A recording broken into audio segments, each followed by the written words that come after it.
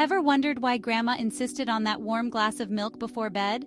Let's uncover the secret behind this old-school sleep hack. Hi everyone! If you've been tossing and turning, unable to drift into dreamland, you're definitely not alone. But today, I've got a gentle, delicious solution that might just transform your nights.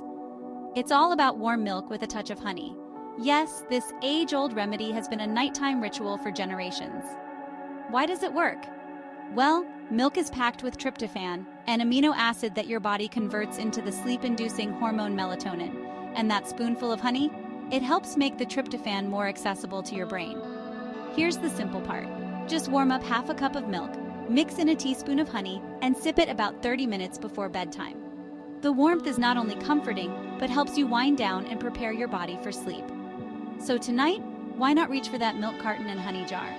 This simple kitchen hack might just be the ticket to better sleep. Don't forget to hit like, subscribe, and ring that bell for more life-enhancing tips. Sweet dreams, everyone!